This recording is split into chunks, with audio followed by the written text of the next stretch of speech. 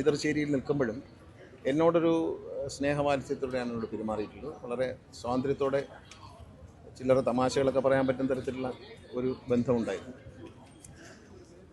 ചിലതൊക്കെ ചെറുപുഞ്ചിരിയോടെ സ്വീകരിക്കും. അധികം അങ്ങനെ ചിരിക്കാറില്ലെങ്കിലും ചില നല്ല തമാശകൾ, രാഷ്ട്രീയപരമായ തമാശകൾ കേൾക്കുമ്പോൾ ചിലർ ഒന്ന് പുഞ്ചിരിക്കും.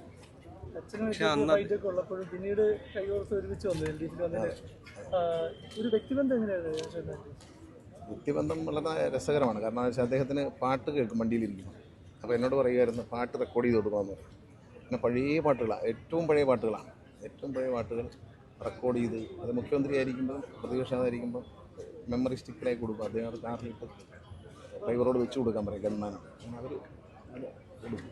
അപ്പോൾ അങ്ങനെയൊക്കെ ഒരു നല്ല ബന്ധങ്ങൾ അതിനെക്കുറിച്ചൊക്കെ പറയും, സംഗീതത്തെക്കുറിച്ചൊക്കെ പറയും. സിനിമ, ഈ കാര്യങ്ങളൊക്കെ വളരെ കുറച്ച് സംസാരിക്കും. ഒരു നല്ല ബന്ധമായിരുന്നു. എന്നോട് ഞാൻ ഭരണപക്ഷത്ത് ഇരിക്കുമ്പോഴും വനമന്ത്രി ആയിരിക്കുമ്പോഴൊക്കെ ഞാൻ അദ്ദേഹത്തിൻ്റെ എതിർചേരിയിലാണെങ്കിലും എന്നോട് ഈ പരിസ്ഥിതിയുമായി ബന്ധപ്പെട്ട കാര്യങ്ങളിലൊക്കെ നല്ല വനംവകുപ്പിൻ്റെ നടത്തിപ്പിൽ വലിയ യോജിപ്പായിരുന്നു. ആ ഒരു സ്നേഹം എന്നോടൊരു സഹകരിച്ച് പോകുന്നുണ്ട്. ചെയ്തതിൽ തെറ്റില്ല എന്ന നിലപാടുണ്ടായിരുന്നു. അദ്ദേഹം ചെയ്യുന്ന കാര്യങ്ങളിൽ തെറ്റില്ല എന്നുള്ള നിലപാട് പലപ്പോഴും അദ്ദേഹം എന്നോട് തന്നെ നിയമസഭയിൽ വെച്ച് പറഞ്ഞു. അന്നൊരു പരാമർശം വന്നതുമായി ബന്ധപ്പെട്ട് സിനിമയുടെ കാര്യങ്ങളൊക്കെ വളരെ ലഘുവായിട്ട് ചോദിക്കുന്നുള്ളൂ. പഴയകാല സിനിമകൾ, നാടകങ്ങളൊക്കെയാണ് അദ്ദേഹത്തിന് മനസ്സിൽ, നാടക ഗാനങ്ങളൊക്കെ.